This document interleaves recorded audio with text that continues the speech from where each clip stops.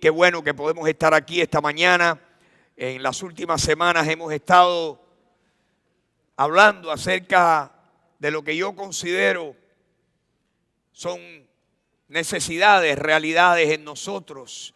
¿Cuánto quiere Dios cambiarnos? ¿Cuánto quiere Dios cambiar nuestras vidas? La palabra cambio es una palabra hermosa. Pensar que tenemos un Dios que desea nuestro cambio. Un Dios que quiere no solamente que cambiemos, sino que Dios quiere capacitarnos a nosotros para que cambiemos. Yo esta mañana quiero conversar con ustedes un ratico acerca de lo que yo considero que es uno de los conceptos más hermosos, más positivos, más refrescantes, de mayor esperanza en la Biblia. Hay palabras en la Biblia que son muy especiales. Cuando hablamos del amor, ¿qué palabra esa que encierra tantas cosas bellas? Misericordia, gracia, la gracia de Dios, la misericordia de Dios con cada uno de nosotros. Son palabras especiales, nunca pierden su poder. Son palabras que siempre nos van a refrescar. Y mis hermanos, yo quiero compartir con ustedes una palabra que en mi opinión hay personas que la toman negativamente, pero yo pienso que es una de las palabras más hermosas, una de las palabras más esperanzadoras, una de las palabras más positivas que hay en toda la Biblia. Lo que Dios quiere hacer contigo y conmigo radica básicamente en esta palabra. Yo quiero que me pongan atención, que le pongan atención a la palabra, porque no es lo que diga yo, es lo que podamos abrir las Escrituras y encontrar en la palabra de Dios. Este libro que nosotros profesamos creer, este libro que intentamos practicar, es la palabra de Dios. El título del mensaje de hoy, buscando un título, es que el mensaje de hoy es que es tiempo de cambio. Es tiempo de cambio. Es tiempo de cambio. Cambiar para bien es lo más hermoso, es lo más positivo que podemos hacer. El hombre lleno de defectos, imperfecto, fallido, caído, pecador, que Dios sea tan bueno, que Dios permita que nosotros cambiemos, que Dios sea paciente con nosotros, que Dios sea poderoso y que quiera fortalecernos y que quiera empoderarnos para cambiar. Lo más triste que hay es que en nuestras vidas estemos estancados o peor aún, que retrocedamos. Dios quiere que cambiemos y yo quiero hablarles de la palabra que en la Biblia encierra la palabra cambio. Como ustedes saben, supongo que la mayoría de ustedes saben que el Antiguo Testamento, todo lo que se escribió antes de Jesucristo, se escribió casi en su mayoría, casi en su totalidad, en el idioma hebreo. Era el libro de los hebreos. Algunas pequeñas partes se escribieron en arameo, pero la mayoría en el idioma hebreo. Sin embargo, el Nuevo Testamento, lo que le llamamos el Nuevo Testamento, el Nuevo Pacto, todo lo que está escrito posterior a Jesucristo, fue escrito en griego, en el griego común, el koinonía, que era el griego popular, el griego común, no el griego clásico, el griego común. ¿Por qué? Bueno, porque ese era el idioma que predominaba en el mundo entero. El imperio griego había dominado el mundo y había marcado al mundo con la cultura griega y se hablaba predominantemente griego en todas partes o en muchas partes del mundo. Y el Nuevo Testamento fue escrito en griego. Pues hay una palabra en griego que significa cambio de mente, cambio de parecer, cambio de criterio. esta palabra, algunas personas la ven como algo horrible, algo negativo. Yo la veo como algo hermoso, positivo. La palabra que en el idioma griego significa cambio de parecer es la palabra metaneo o metanoia. Metanoia, un cambio de mente. En el idioma castellano, si usted tiene su Biblia abierta hoy y estamos leyendo la Biblia en castellano, la palabra metanoia o metaneo fue traducida arrepentirse o arrepentimiento. Desafortunadamente, con el uso, con el andar de los años, la palabra arrepentimiento significa una variedad de cosas para distintas personas, pero lo cierto es que en la interpretación, en la definición clásica, precisa de la palabra metaneo o metanoia, arrepentimiento quiere decir un cambio de mente. Cuando los griegos escribían metanoia o metaneo, era un cambio de mente, era un cambio de parecer, un cambio de criterio. Por supuesto, muchas veces ese cambio de criterio conllevaba tal vez algún otro cambio. Pero si yo les digo a ustedes que si yo pienso voy a subir por esta escalera para venir aquí a la tarima esta, y de repente digo, no voy a ir por esa escalera, voy a venir por esta, y cambio de parecer, la palabra arrepentimiento encajaría perfectamente. Cuando digo voy a ir a un lugar, pero no voy a ir ahora, voy a ir después, cambié de mente, me arrepentí, tuve un cambio de mente. La palabra arrepentimiento aparece en muchos lugares en la Biblia, en muchos lugares, y significa cambio, significa cambio. Y Dios, en muchos lugares, cuando le habla a los profetas, les habla para que los profetas escriban y nos hablen a nosotros, y se utiliza la palabra arrepentimiento o metaneo o metanoia. Yo pienso que esta palabra, que para muchas personas significa algo muy triste, algo muy sombrío, en realidad es algo hermoso, es algo positivo, que Dios en su amor, que Dios esté deseoso y no solamente deseoso, sino poderoso para no solamente decirnos qué debemos de hacer, cómo debemos cambiar, sino también empoderarnos, capacitarnos para llevarnos a un cambio, a muchos cambios.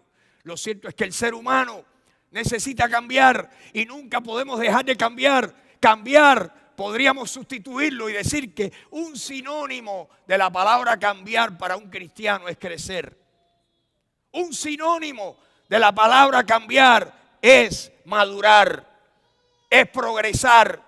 Dios quiere cambio para tu vida y para la mía. La Biblia dice que el Señor quiere llevarnos a través de cambios a una vida mejor. Por eso dice el libro de Proverbios que la vida del justo es como la luz de la aurora. La vida de un justo, de alguien que ha conocido a Jesucristo, se parece, es comparable a la luz de la aurora. Si usted se despertó temprano hoy, vio el amanecer tenue, siempre parece como que el día está grisoso y lluvioso. Pero en cuanto empieza a alumbrar un poquito más el sol, como ahora, al mediodía, pues dice la palabra que la vida del justo es como la luz de la aurora que va en aumento hasta que el día es perfecto. Quiere decir que nosotros progresamos, nosotros crecemos, nosotros cambiamos. El Señor puede llevarnos a nosotros de cambio en cambio, de gloria en gloria. Jesucristo puede hacer que nosotros crezcamos en la gracia y en el conocimiento de Él para ser cada vez mejores cristianos, para ser cada vez más espirituales y menos carnales. Porque lo cierto es que todo ser humano es carnal. El apóstol Pablo en Romanos capítulo 7 decía, yo sé que en mí, esto es en mi carne, no mora el bien. Romanos 7, 18. Yo sé que en mí, esto es en mi humanidad, no mora el bien. Porque el querer, el bien está en mí, pero a la hora de llevarlo a cabo, fracaso. Querer el bien está en mí. ¡Ay, miserable de mí! Dice Pablo en el capítulo 7.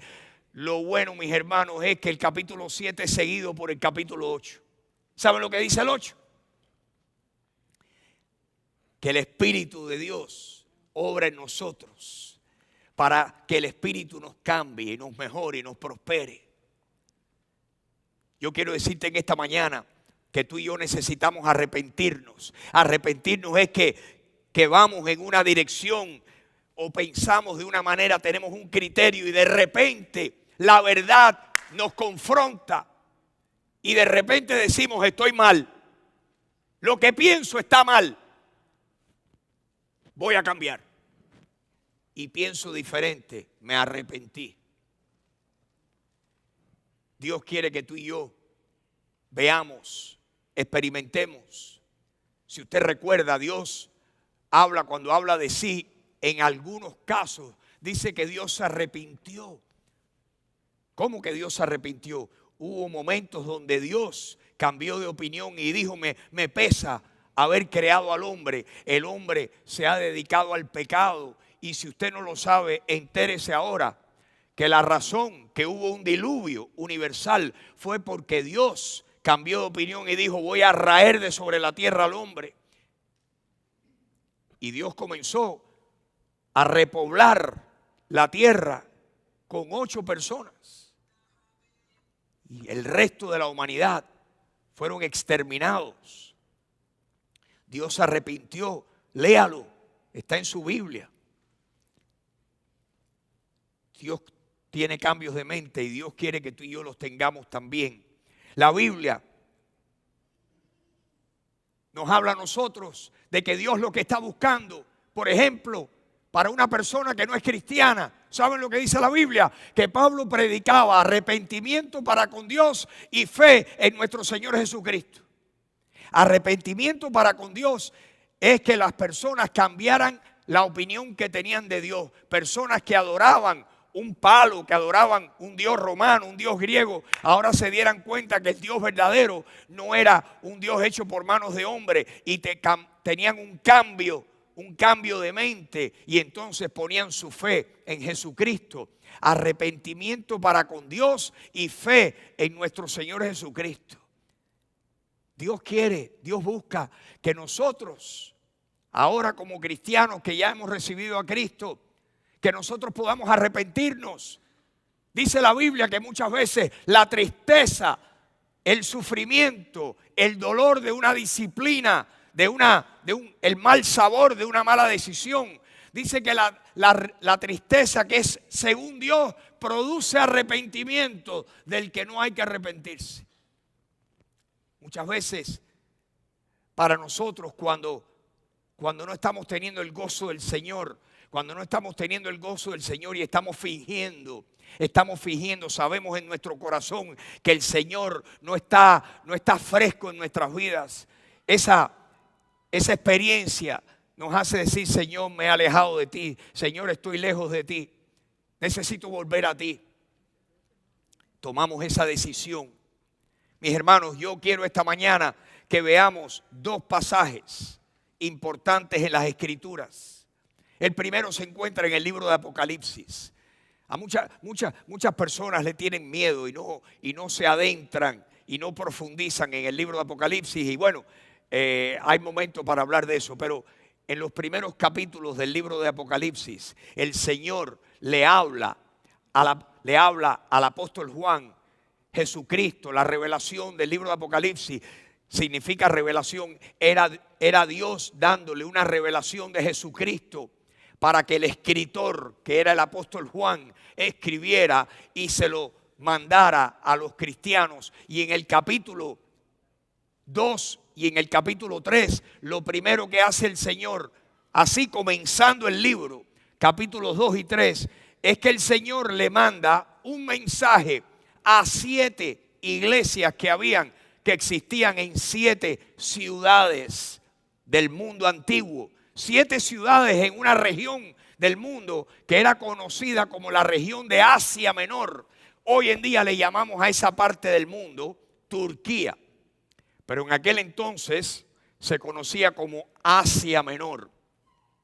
Y dice Apocalipsis, el Señor le dice, escríbele a un ángel, escríbele al ángel, a un mensajero. No sabemos si era un ángel de los seres angelicales de Dios, porque la palabra ángel significa mensajero. No sabemos si era que vinieron mensajeros a ver a Juan y el Señor le dio revelación a Juan para que le enviara un mensaje a estas 7 iglesias. Mensaje que yo quisiera que usted pensara un poquito conmigo esta mañana. 7 iglesias que están mencionadas. Hay estudiosos de la Biblia que dicen que en estas 7 iglesias, que Dios no solamente estaba interesado en 7 iglesias existentes en el primer siglo de la era cristiana, sino que en estas 7 iglesias estaba representada toda la cristiandad. Si es así, quiere decir que estos 7 mensajes encierran un mensaje para todos los cristianos, incluyendo para los cristianos del año 2021, del mes de junio, en Miami, Florida. Y al que le sirva el zapato, que se lo ponga en esta peletería divina. 7 iglesias, 7 nombres de 7 ciudades, de 7 poblaciones. La primera iglesia que se encuentra en Apocalipsis 2 es la iglesia de Éfeso, iglesia que fundó el apóstol Pablo. Pablo fue el primer misionero, el apóstol que llegó allí a toda la región de Asia Menor en compañía de otros hermanos y plantaron y fundaron iglesia. Y fue Pablo quien fundó, quien comenzó, quien plantó la iglesia en Éfeso. Y de allí los cristianos empezaron a propagarse por toda aquella región del mundo. El cristianismo se ha multiplicado y se ha propagado y todavía está pasando. Dios ha hecho que su palabra llegue a todos los rincones de la tierra. La ciudad de Éfeso es la primera mencionada en Apocalipsis 2. La segunda ciudad es Esmirna, otra ciudad, otra población de Asia Menor. La tercera era la ciudad de Pérgamo. La cuarta, la ciudad de Tiátira. La quinta, la ciudad de Sardis. La sexta, Filadelfia. Y la séptima, la iglesia que existía en una ciudad llamada Laodicea. 7 iglesias. Y el Señor le dice a Juan, escribe un mensaje y mándaselo a cada iglesia a través de su ángel, de su mensajero para cada iglesia. Y Juan escribe el libro de Apocalipsis desde una isla que estaba allí en el mar Mediterráneo, la isla de Patmos. Allí escribe Juan el libro de Apocalipsis y comenzando el Señor le dice, tengo un mensaje para cada una de estas 7 iglesias. Piense usted que esto está escrito y tiene relevancia, tiene tal vez aplicación para nosotros. 7 iglesias. Ahora déjenme decirle la peculiaridad de estos 7 mensajes. Cada mensaje el Señor comienza diciendo, yo sé lo que está pasando en la ciudad de ustedes. Yo sé lo que está pasando entre ustedes. Yo conozco las obras de ustedes. ¿Cuál es la enseñanza para nosotros? Que Dios sabe lo que está pasando aquí en esta iglesia. En esta congregación Dios lo sabe todo. Porque la Biblia dice que los ojos de Jehová están en todo lugar mirando lo malo y lo bueno. A Dios no se le escapa nada. Usted podrá esconderse y hacer cualquier cosa escondido, pero la vida suya no tiene techo, ni la mía. Nuestras vidas están descubiertas al Señor. En cada mensaje le dice: yo conozco tu vida, yo conozco tus obras, yo sé lo que está pasando. En la mayoría de estas 7 iglesias les habla primero de las cosas buenas que ellos estaban haciendo. Cosas buenas. 7 iglesias. Pero en algunas, en muy pocas de las 7, nada bueno estaba pasando. En otras, el Señor le dice: yo conozco esto bueno, pero también conozco esto que está pasando, que es lo que yo quiero que ustedes cambien. Le dice el Señor a través de Juan. Esta es la revelación de Jesucristo entregada a Juan para que se la entregue a estas iglesias. 5 veces de las 7 iglesias aparece la palabra arrepiéntete. Estos son cristianos. Tal vez hay un caso donde el Señor dice: tú tienes nombre de que estás vivo, pero estás muerto. Analiza, examina lo que tú crees, porque tienes nombre de que estás vivo, pero no lo estás. Miren todo lo que sabe el Señor. El primer mensaje es a la iglesia en Éfeso. Le voy a leer yo algunas cosas y luego le voy a poner en la pantalla los versículos que yo pienso que tienen que ver con esta palabra arrepentimiento, que significa cambia, cambia. Miren lo que le dice el Señor, le dice a Juan: escríbele al ángel de la iglesia en Éfeso, el que tiene las 7 estrellas en su mano derecha, el que anda en medio de los 7 candeleros de oro. Dice esto, le dice el Señor a la iglesia de Éfeso: yo conozco tus obras, conozco tu arduo trabajo, tu paciencia. Sé que no puedes soportar a los malos y has probado a los que se dicen ser apóstoles y no lo son, y los has hallado mentirosos. Y has sufrido y has tenido paciencia y has trabajado arduamente por amor de mi nombre y no has desmayado. Miren cuántas cosas lindas le manda a decir el Señor a la iglesia. Acuérdense que la iglesia es una congregación. La palabra iglesia significa una asamblea, una congregación de personas. Así que el Señor no le estaba escribiendo a una entidad de ladrillos.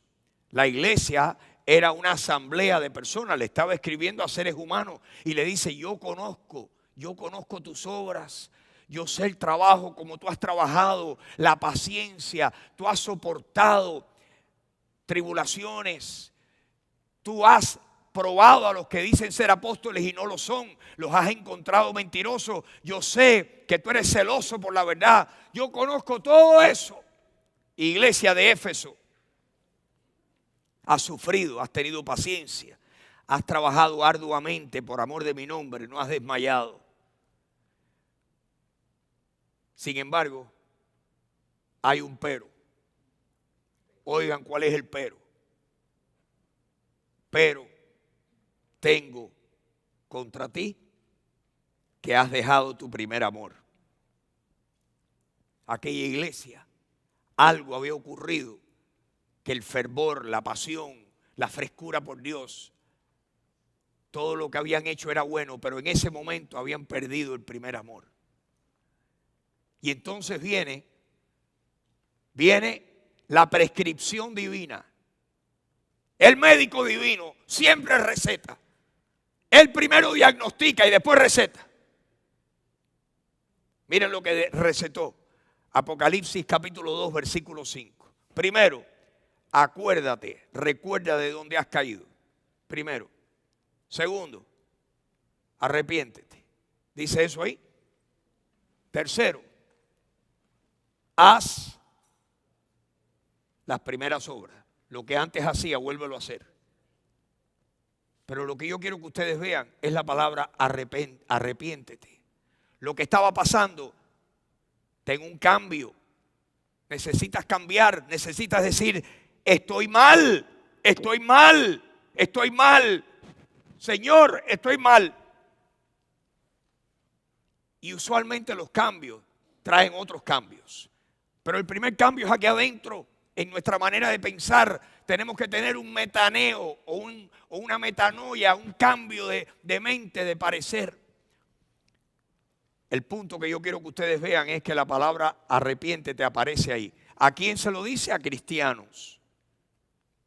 A cristianos. Hay personas que piensan que los cristianos todo lo que debemos de hacer es hablar de las cosas buenas, de cosas positivas. Pero mis hermanos, cuando un papá o una mamá corrigen a un hijo y le dicen, estás mal, es por amor, es para que esa persona reconozca, estoy mal, y deje de hacer lo que está haciendo. ¿Eso es negativo? No, es que la alabanza y la corrección van mano a mano. La Biblia dice que con misericordia y verdad se corrige el pecado y con el temor de Jehová los hombres se apartan del mal. Misericordia y verdad van mano a mano. La misericordia de Dios, que Dios no nos da el mal que merecemos. Y la verdad es que Dios nos está confrontando con la verdad, con misericordia y verdad. Es que el pecado, es que lo que está indeseable en nosotros va cambiando. Primer pasaje, primera iglesia, arrepiéntete. Segundo pasaje, la iglesia a Esmirna. La iglesia a Esmirna, el Señor en el capítulo 2, desde el versículo 8 al 11, les dice, ustedes están bien, no les corrigen nada, no les dice arrepiéntete en nada. La iglesia de Esmirna estaban dándole al blanco donde tenían que darle. No había nada que corregir en ellos. Pero viene la tercera iglesia, que es la iglesia de Pérgamo. Apocalipsis capítulo 2, versículo 12, escríbele al ángel de la iglesia en Pérgamo, el que tiene la espada aguda de 2 filos, dice esto: yo conozco tus obras, yo sé dónde vives, dónde está el trono de Satanás. La ciudad de Pérgamo era una ciudad sumamente corrupta, oscura, pagana. Habían unas adoraciones, había una idolatría allí, había un ocultismo. Había un oscurantismo horrible y en medio de aquella oscuridad espiritual residía un grupo de cristianos componían la iglesia de Pérgamo. Dice, yo sé dónde tú vives, que es el trono de Satanás. Sé que retienes mi nombre, no has negado mi fe, ni aun cuando vino persecución y murió Antipas, mi testigo fiel. Sé lo que tú has soportado. Tengo unas cosas contra ti, dice el versículo 14. Y entonces miren lo que dice el versículo 16. Por tanto, arrepiéntete, pues si no, vendré a ti pronto y pelearé contra ellos con la espada de mi boca. Arrepiéntete, mejora, cambia. Yo quiero que usted piense por un momento, esto es simplemente una analogía. Yo estoy haciendo un paralelo entre lo que pasó hace 2000 años y nosotros. Usted puede pensar si Jesucristo le mandara un mensajito, una cartica, una notica, un correo electrónico a usted. Mensaje para fulano, mensaje para Freddy. Ay, Dios mío. Y el Señor señalaría las cosas donde estoy bien, las cosas que le agradan a Él. Mi pregunta es, ¿habría algún pero? Estoy seguro que sí. Y le pregunto a usted, ¿habría algún pero? Pero tengo contra ti lo siguiente, quiero que te arrepientas de esto, que te arrepientas de aquello. Siempre. Alguien dijo que el espacio más grande que hay en la vida, el espacio más grande que hay, es el espacio para usted y yo poder mejorar. Amén. Siempre hay espacio para mejorar. Siempre hay lugar para cambiar y mejorar y progresar. y ser mejores cristianos, mejores personas, más espirituales, menos carnales. ¿No creen eso? ¿No quiere usted ser más espiritual? Yo deseo ser más espiritual. Les confieso que a veces mi humanidad me traiciona, pero yo quiero. Y en la medida que yo de verdad pongo mi vida delante del Señor, mejores cosas pasan. Mientras más me acerco a Dios, ¿saben que mientras más me acerco a Dios, como que el pecado se disipa? El único extremo que no hace daño en la vida es el extremo de estar más y más y más cerca de Dios. Si tú comes mucho, te vas de balance. Miren que es bueno comer, pero comer demasiado malo. Si descansas mucho, te vas de balance. Si trabajas mucho, te vas de balance. El único extremo que nunca hace daño, que mientras más nos acercamos, mejor estamos, es estar cerca del Señor. Que Dios nos ayude, porque cuando estamos buscando a Dios de todo corazón, ¿saben lo que pasa? Lo humano en nosotros se disipa, disminuye. Por eso el Señor nos manda a andar en el Espíritu, andar a llenarnos del Espíritu, andar en las cosas del Espíritu, dice Gálatas 5:16, y a no satisfacer los deseos de la carne, porque los deseos del Espíritu están en contra. Hay una oposición, hay una lucha, hay una batalla dentro de nosotros. Las cosas humanas nos jalan y las espirituales nos jalan en otra dirección. Y lo cierto es que cada uno de nosotros decide diariamente, momento a momento, a quién le vamos a ceder las riendas de nuestras vidas. Mi hermano, no pongas a Dios como copiloto. Métete tú en el baúl, siéntate en el techo, pero que Dios sea el piloto. Dios es mi copiloto. No, hombre, no. Dios es el piloto. Y yo me siento donde me diga Dios. Esa es la actitud que debemos tener. Aquí en Apocalipsis voy a abreviar y quiero ir a lo que voy. El mensaje a Pérgamo, arrepiéntete. El mensaje a la ciudad, a la iglesia en Tiátira, capítulo 2, el Señor de nuevo les dice cosas. Le dice así: yo conozco tus obras, conozco tu amor, tu fe, tu servicio, tu paciencia, y que tus obras postreras son mayores que las primeras, pero tengo unas cosas en contra tuya. La iglesia en Tiátira había permitido, dice aquí, que una mujer que se llamaba Jezabel, o por lo menos así la menciona aquí, que se dice profetiza, enseñe y seduzca a mis siervos a fornicar y a comer cosas sacrificadas a los ídolos. Versículo 21, miren lo que dice: yo le he dado tiempo a esa mujer, le he dado tiempo. Dios es paciente, la bondad de Dios es la que nos guía al arrepentimiento. Qué bueno saber que Dios no tiene un bate en la mano y que cada vez que nos salimos del camino, ¡cac! No, Dios es paciente. Dice la Biblia en Romanos capítulo 2 que la bondad de Dios es la que nos guía al arrepentimiento. La bondad de Dios, al ver la bondad de Dios, que Dios no nos da todo el mal que nos merecemos. Dice aquí: yo le he dado tiempo a esa mujer para que se arrepienta. Estoy trabajando en ella. Le he dado tiempo para que se arrepienta, pero no quiere arrepentirse de su fornicación. Y luego dice el versículo 22, la va a arrojar en cama, le va a causar enfermedades. Dice el versículo 22, yo la arrojo en cama y en gran tribulación a los que con ella adulteran, si no se arrepienten de las obras de ella. Aparentemente había alguna enseñanza espiritual en la iglesia, que esta mujer tenía gran influencia en esa iglesia y estaba enseñando algo, no sabemos, yo no les puedo reconstruir todos los detalles de lo que ocurrió hace 2000 años. Aquí nada más que tenemos a grandes rasgos lo que las escrituras enseñan. Todos los detalles no los podemos reconstruir con exactitud y con precisión porque no lo sabemos.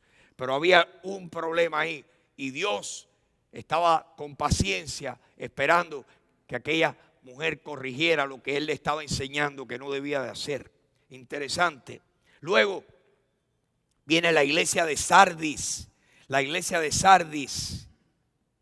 Y en la iglesia de Sardis, Dios le habla y dice: yo conozco tus obras, tienes nombre de que vives, pero estás muerto. Y miren lo que le dice en el versículo 3 de Apocalipsis 3.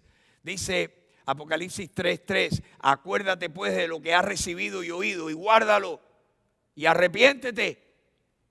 De nuevo la palabra arrepiéntete. Ten un cambio, arrepiéntete. Escrito a cristianos, a los hermanos que estaban en aquella iglesia. Quiero saltar e ir a la séptima iglesia, que es la iglesia de Laodicea. La iglesia que radicaba en la ciudad de Laodicea. En esta iglesia el Señor le dice algo muy interesante que yo quiero que usted vea conmigo. Miren lo que le dice Apocalipsis 3:14, les voy a leer. Dice: escríbele al ángel de la iglesia en Laodicea: he aquí el amén, el testigo fiel, el verdadero, el principio de la creación de Dios. Dice esto: yo conozco tus obras, que ni eres frío ni caliente. Ojalá fuera frío o caliente, pero por cuanto eres tibio y no eres frío ni caliente, te vomitaré de mi boca.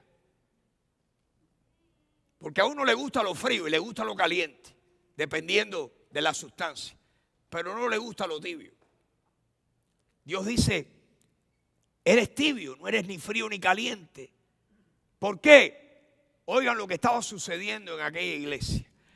Porque tú dices: yo soy rico y me he enriquecido y de ninguna cosa tengo necesidad, y no sabes que tú eres un desventurado. Oigan esto. La iglesia, alguien, uno o muchos decían: yo soy rico, yo estoy bien, no me hace falta nada, yo estoy bien, no necesito arrepentirme, miren cómo Dios me ha bendecido, miren cuántas bendiciones tengo, Dios es bueno. Tú eres rico, tú dices que no tienes necesidad de nada, pero yo te digo, oigan esto, yo te digo, tú no sabes que tú eres un desventurado, miserable, pobre, ciego y desnudo. ¿Qué cree usted del mensajito ese? Que el Señor le manda a decir: tú eres un desventurado, miserable, rico. No, tú eres pobre, tú eres espiritualmente pobre, ciego y desnudo estás. Por tanto, oigan esto, lo que le dice el Señor a la iglesia de Laodicea: yo te aconsejo que de mí compres primero oro refinado en fuego. Porque la iglesia de Laodicea pensaban que estaban bien. Dicho sea de paso, les comento lo siguiente. Hay personas, hay maestros bíblicos y hay personas que estudian las escrituras que piensan que estos son los 7 períodos en la historia de la iglesia en los últimos 2000 años.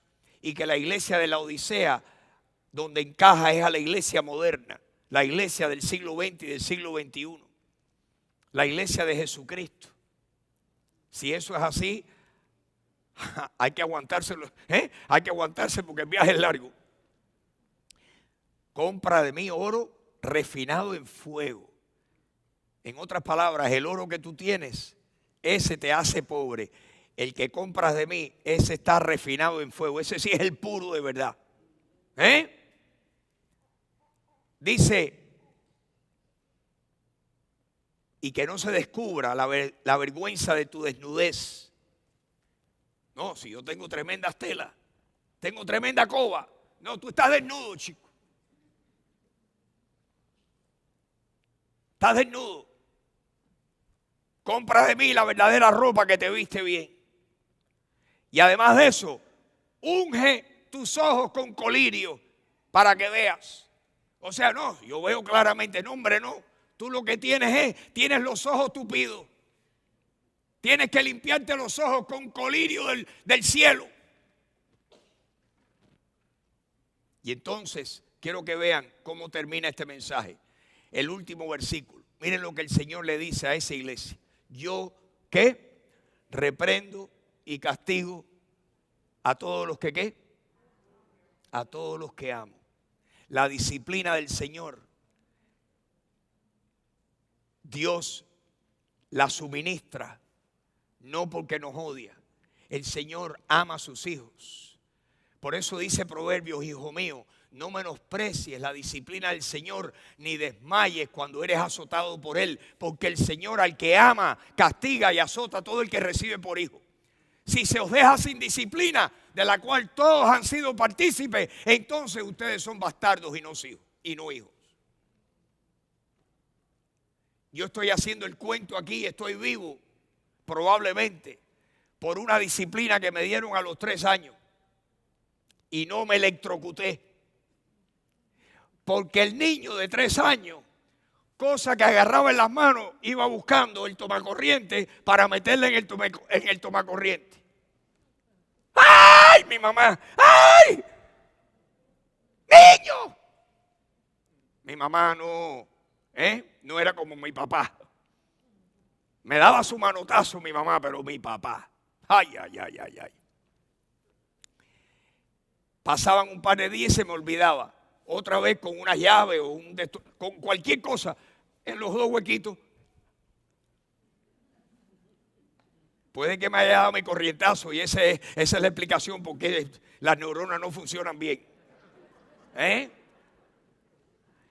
Pero me dice mi mamá, mi muchacho, tu papá te agarró. Mi papá murió cuando yo tenía 16 años y cuando mi papá murió, lo último que yo quería era conversar con mi papá. Él quería pasarse tiempo conmigo. Yo le decía, viejo, no me hagas eso. Tengo que hacer llamadas por teléfono. Nada más que me interesaba hablar por teléfono y bailar. Cuánto lamento no haber oído sus historias. Pero ya de mayor, de cristiano, mi mamá me dijo, tu papá te agarró y te puso las manos así y con una mano te agarró las 2 manos y agarró una regla. Gritaste, pataleaste, lloraste y él siguió dándote raca, raca, raca, raca, raca, raca, raca. Cuando se cansó de darte, te soltó. Lloraste, pero también, más nunca metiste las manos en el tomacorriente. Remedio santo. La disciplina es buena, mis hermanos. La disciplina la dan los que nos aman porque nos aman. Sobre todo Dios, miren lo que dice, yo reprendo y castigo ¿a quién? A todos los que ¿qué? A los que odio, a los que me tienen hasta aquí. No, a los que amo. Cuando el Señor te dé una tundita o una tundota, di, Señor, gracias. Ustedes saben las tundas que me ha dado Dios. Cómo Dios me ha, a lo largo de 50 años, las veces que me ha triturado, me ha pasado por la trituradora. Ahí. ¿Y saben lo que pasa? Que luego que pasa, dice que ninguna disciplina al momento parece ser motivo de gozo, sino de tristeza. Pero luego produce el fruto apacible de justicia a los que en ella han sido entrenados. ¿Qué le parece? Amén. ¡Wow! Por eso en este momento, si usted está ahí, si su corazón está compungido, porque el Señor está diciéndole a usted, este mensaje era para ti. Eso no lo sabía, no lo sé yo, pero lo sabe Dios. La gente que se pone bravo aquí conmigo, alguien le dijo, no, es que Dios te está hablando a ti. El Señor dice, sé celoso y arrepiéntete, mis hermanos. El domingo pasado les comento esto. El domingo pasado un hermano me escribe y me habla del mensaje que oyó el domingo pasado y me dice, este es un hermano que ha pasado tremendas pruebas en su vida, tremendas pruebas, pero tremendas pruebas y tremendas tundas. Tremendas tundas. Es más, yo no sé todo lo que ha pasado. Pero oigan lo que me dice. Me dice, me habla de todo lo que escuchó el domingo pasado y me dice que lo que debemos de hacer es que en oración le pidamos al Señor que nos muestre qué cosas debemos sacar de la maleta Si estaban aquí, ustedes recuerdan la maleta. Esa maleta que está llena de las cosas indeseables. Que le digamos, Señor, Señor, ¿qué hay aquí en esta maleta de mis defectos que a ti te desagrada? Que le oremos al Señor y le pidamos que nos muestre qué cosas debemos sacar de la maleta y que estemos atentos a su voz. Cuando le digamos, Señor, ¿qué saco de aquí? Que pongamos bien el oído afinado, que seamos obedientes, que estemos atentos a su voz y que seamos obedientes a lo que Dios nos diga y que el Señor reemplace las mentiras de Satanás por su verdad. Mis hermanos, esto es lo que Dios quiere. Esto es lo que Dios quiere. En esta iglesia hemos cantado por años una canción que es una de mis canciones favoritas de Marcos Witt. Hay muchas canciones bellas de Marcos Witt, de Jesús Adrián Romero.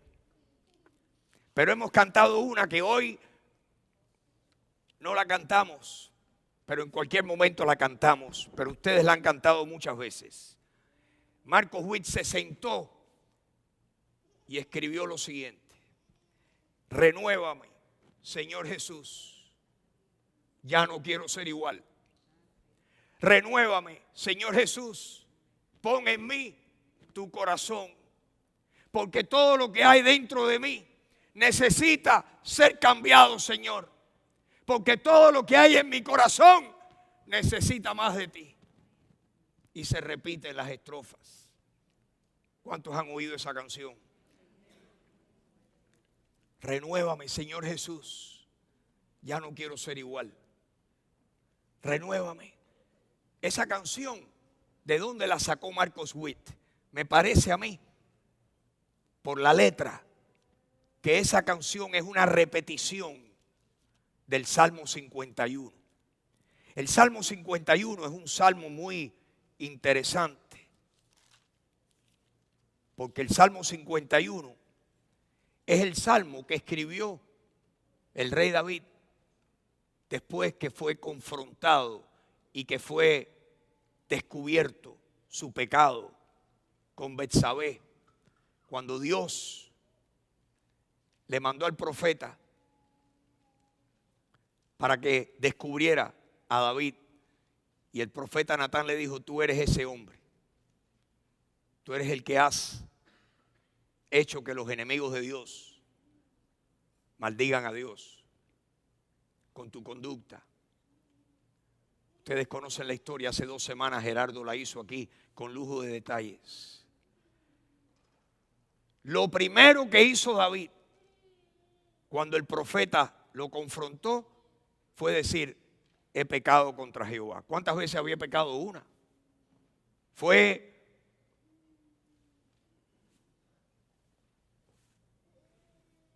una ronda, una noche de ronda. Y luego tratar de cubrir el pecado con eliminar a Urías. Y David se sentó y escribió el Salmo 51. Permítanme leerles y que me pongan ahí en la pantalla unos cuantos versículos, por favor. Pueden ustedes leer conmigo. David escribió este salmo. Era un salmo desgarrador.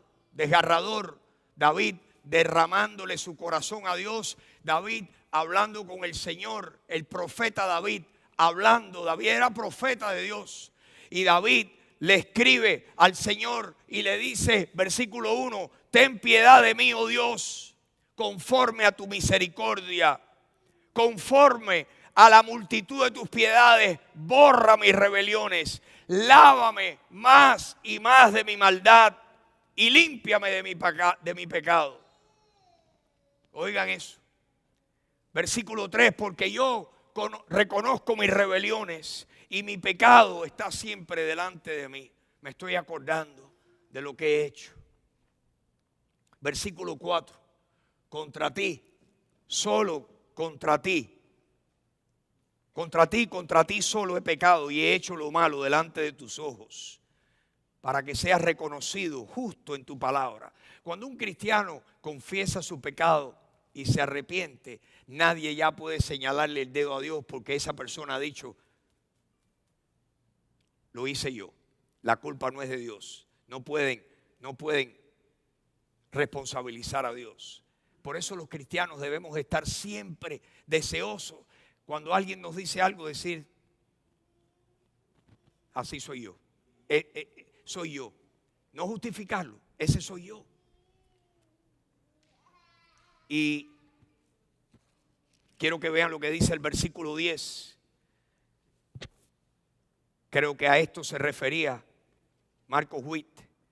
Crea en mí, oh Dios, un corazón limpio y renueva un espíritu recto dentro de mí, Señor.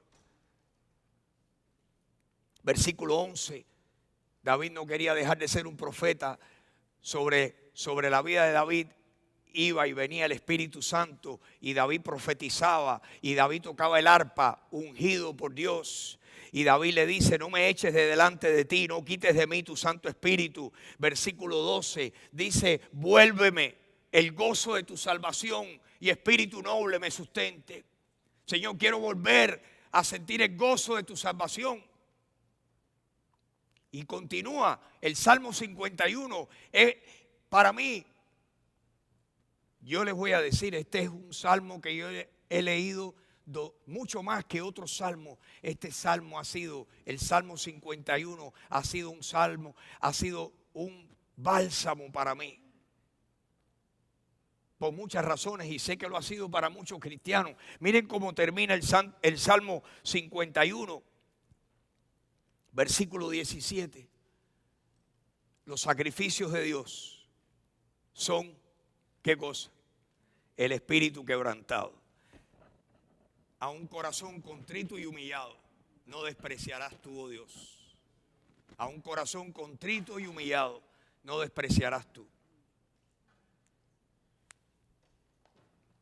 Mi oración, mis hermanos, es que nos propongamos cambiar y cambiar y cambiar y decirle, Señor, solos, sin que nadie se entere, en nuestra intimidad con el Señor. Cuando vamos manejando, cuando estamos en la casa, en momentos, el Espíritu de Dios nos revela, la voz de Dios nos habla y nos dice, estás mal en esto. Señor, lo reconozco. Lo que tú me enseñes lo voy a reconocer, no te voy a resistir. No voy a resistirte. Mis hermanos, todos los que estamos aquí podemos ser mejores cristianos. Todos los que estamos aquí podemos progresar y cambiar. Yo lo creo de todo corazón. El cambio es lo que Dios anhela de ti y de mí. Dios quiere llevarnos de gloria en gloria. Dios quiere madurarnos en la fe. Dios quiere limpiarnos de las cosas grandes y de las cosas pequeñas.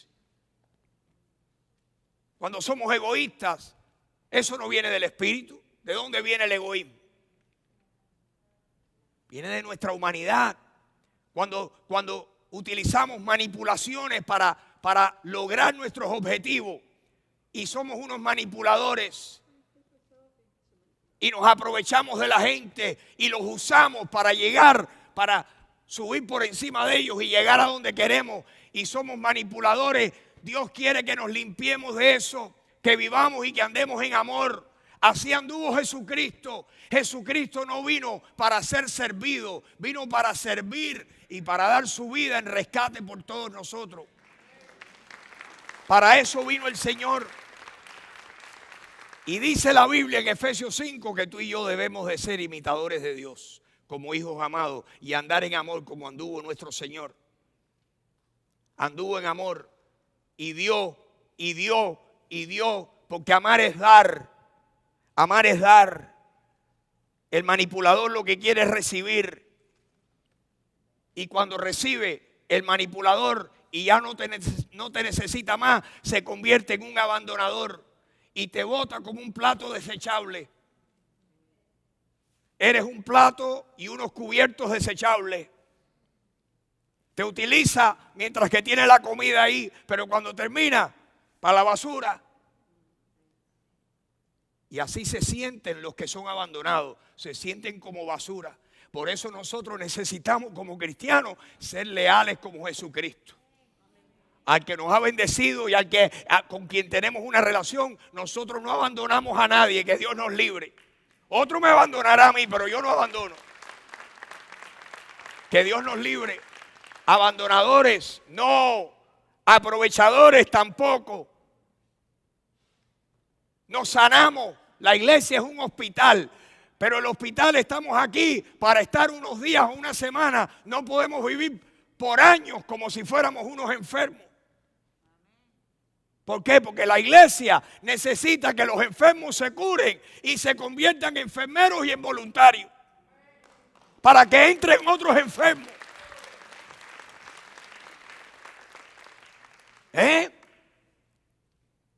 Dios no quiere que sigamos siendo náufragos. ¿Saben lo que hace el náufrago?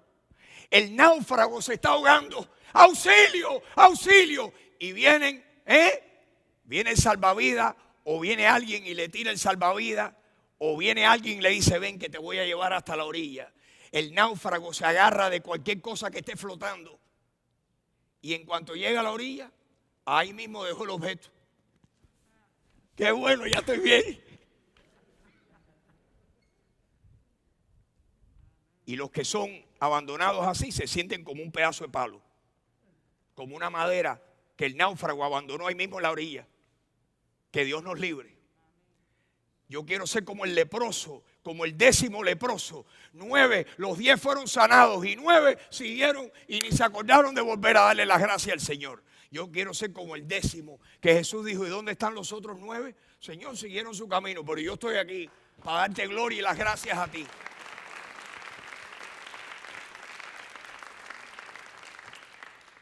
La iglesia es un lugar que atrae a todos los enfermos.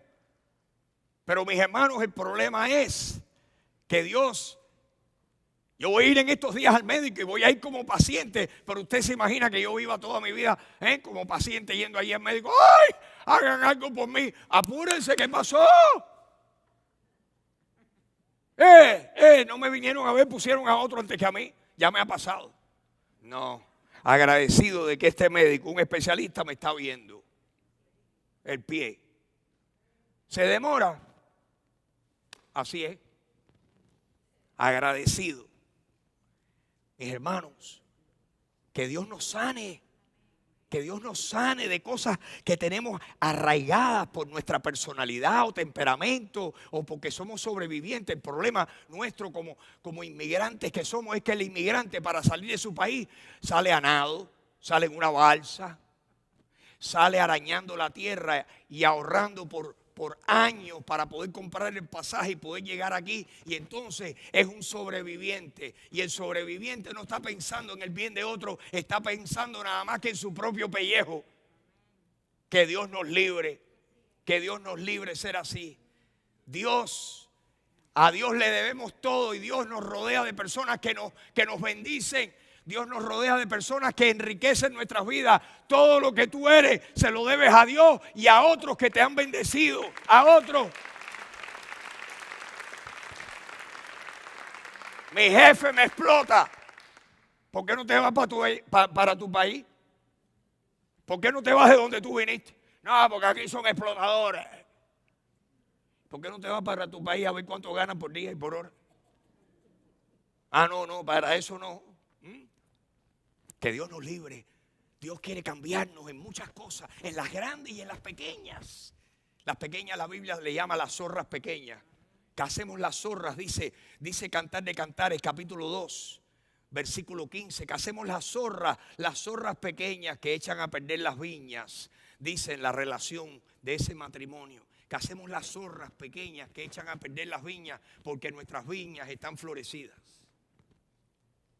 Tenemos que dedicarnos a cazar los grandes, los osos y las zorritas también. Amén. Les voy a pedir que se pongan de pie y vamos a terminar.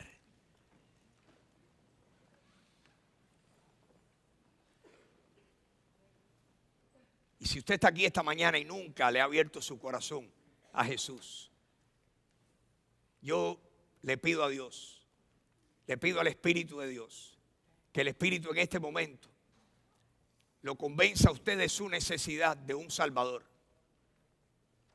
Todos necesitamos a un Salvador, porque todos dejamos algo que desear. Todos hemos pecado y estamos destituidos de la gloria de Dios. Todos necesitamos un Salvador y ese Salvador se llama Jesús. Jesús, el Hijo de Dios, que vino al mundo para morir por usted y por mí. Jesús, que se dejó inmolar, se dejó crucificar para derramar su sangre y con su sangre pagar todos nuestros pecados. Jesucristo, con la sangre que derramó, pagó toda nuestra deuda. Todo lo que le debíamos a Dios lo pagó Jesús. No es que usted o yo lo paguemos, es que Jesús lo pagó.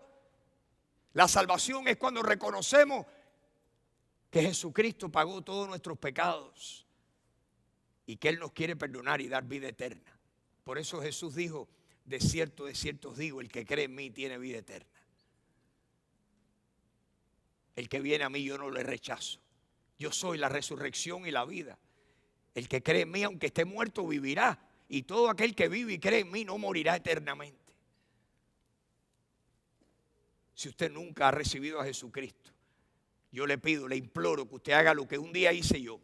Que le dije, Señor, estoy perdido. No te conozco. Sé que tú existes, pero no te conozco adentro de mí. Necesito a Jesucristo como mi Salvador. Señor, sálvame, dame vida eterna. Y ese día el Señor oyó mi oración. Y oiría la tuya esta mañana.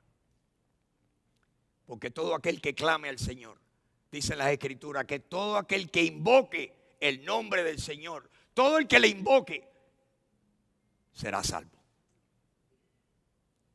Yo te pido que en tu corazón tú lo invoques en este momento y le digas, Jesús, tú moriste y resucitaste. Yo lo creo. Tú eres el Señor. Yo lo confieso hoy con mi boca, en mi corazón. Yo creo que tú eres el Señor y te recibo como mi Salvador. En esto consiste el amor. No en que nosotros amemos a Dios, sino en que Él nos amó a nosotros primero. Y se entregó como pago por nuestros pecados. Recíbelo. En este momento, recíbelo. Dile, Jesús, te recibo como mi Salvador. En tu corazón, Dios sabe lo que tú estás pensando. Dios conoce todos los pensamientos de tu corazón. Señor, este lugar que lo dedicamos a ti hace años y te pedimos, Señor, que aquí muchas personas pudieran conocer a Jesucristo. Señor, hoy te lo pedimos de nuevo, que tú vuelvas a hacerlo hoy. Que si hay alguien por casualidad que está aquí y verdaderamente no ha nacido de nuevo, no ha recibido el perdón de sus pecados por medio de la fe en Jesucristo, que hoy sea el día, hoy sea su día de salvación. Señor, tú lo sabes, tráele a ti, tráele a ti. Señor, aquellos de nosotros que te conocemos, Señor, te pedimos que nos limpies. Queremos ser de esos instrumentos útiles en tus manos. Si alguno se limpia de estas cosas, será instrumento útil al Señor, dispuesto para toda buena obra. Señor, así dice tu palabra. Queremos limpiarnos, es más, queremos que nos limpies tú, Señor. Límpianos más y más. Purifícanos, límpianos, llévanos a nuevos cambios. Queremos cambiar, queremos mejorar. ¿Deseas tú mejorar, mi querido hermano, mi querida hermana? Cambio, cambio, cambio de mente, cambio de parecer, cambio de criterio, cambio de opinión, que va a producir un cambio de vida. Señor, te pedimos eso. Te lo pido yo para mí, para mi familia. Te lo pido para todos mis hermanos aquí. Señor, mejóranos. Gracias por la obra purificadora que tú vienes haciendo en nosotros. Hoy te bendecimos, hoy te damos gracias porque tú eres el Dios que nunca dejas de trabajar en nosotros. Tú estás trabajando siempre, siempre estás obrando en nosotros. Siempre nos quieres llevar de gloria en gloria, de victoria en victoria en Cristo Jesús. Y hoy queremos, Señor, reiterarte eso y decirte, queremos que sigas haciéndolo. Gracias, gracias. ¿Cuántos le dan gracias al Señor? Al Señor.